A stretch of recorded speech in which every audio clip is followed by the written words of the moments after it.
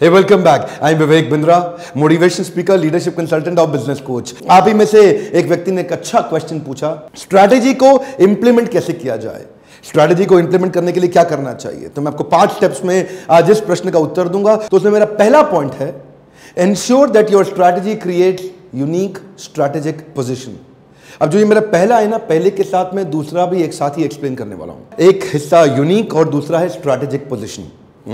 तो पहले मैं यूनिक को यानी कि पहला पॉइंट और दूसरा पॉइंट स्ट्रैटेजिक पोजीशन, जिसको मैं भी एक्सप्लेन करूंगा। पहला यूनिक का मतलब क्या हुआ? यूनिक का मतलब है कंपनी को ना ऐसे ही मत चलाते रहो जैसे चल रही है।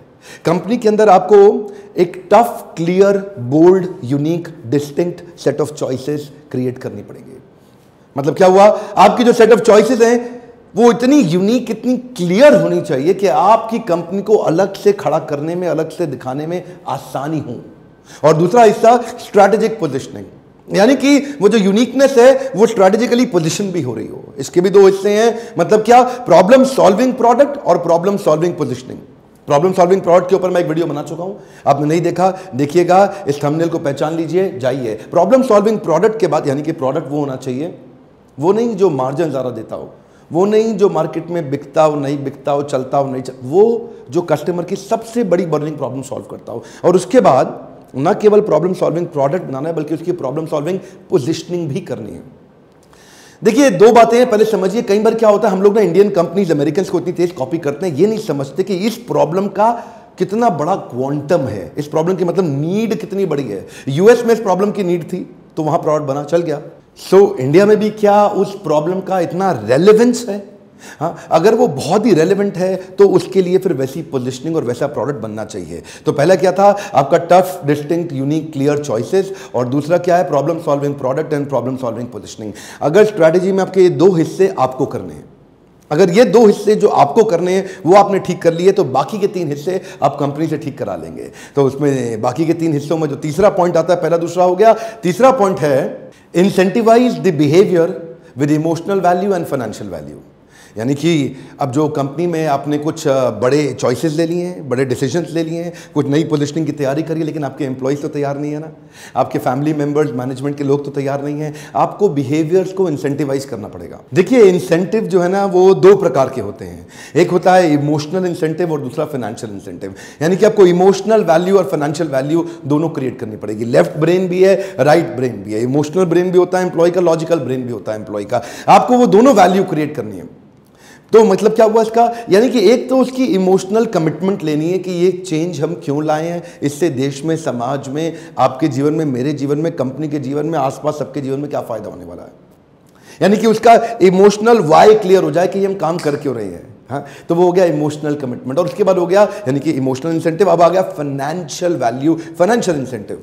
यानी कि जो बिहेवियर वो ठीक करेंगे, नए सेट ऑफ बिहेवियर जो आपने एक्सपेक्ट किया ना, क्योंकि आपने पहले 2 स्टेप जो हमने डिस्कस किए थे उसमें बड़े परिवर्तन ले आए, तो अब वो परिवर्तन आपने डिसाइड करें, कंपनी ने तो किए नहीं। एग्जीक्यूशन फेल क्यों होता है?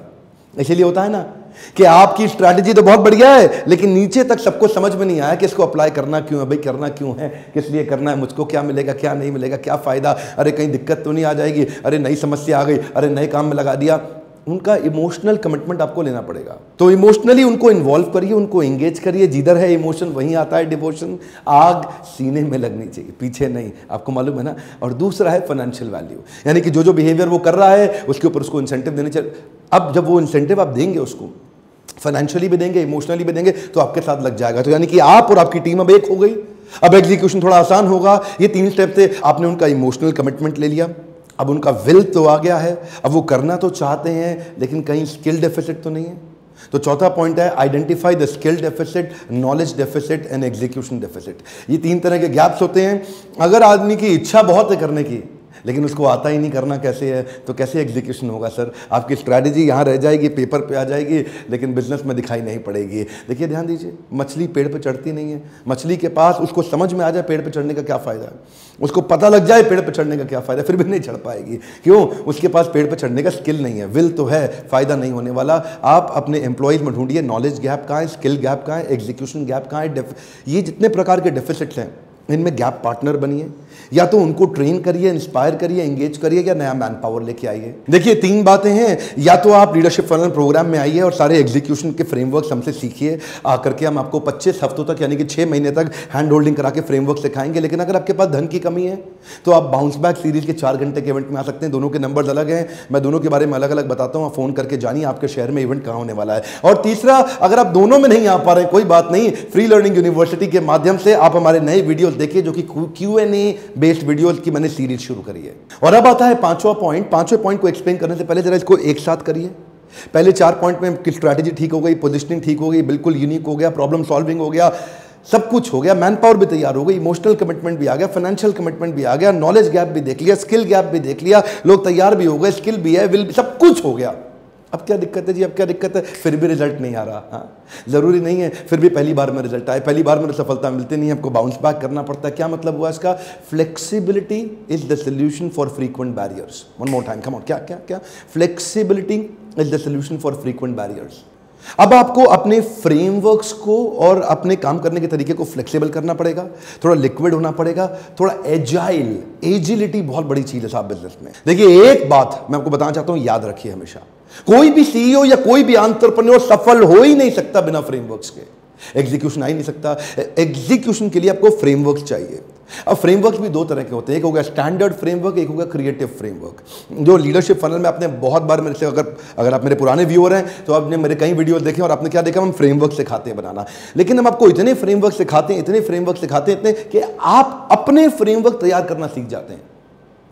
आप इतने क्रिएटिव हो जाते हैं कि अपनी प्रॉब्लम के हिसाब से आप अपने फ्रेमवर्क रेडी कर लेते हैं। और जब बस यही प्रैक्टिस है मेन बात।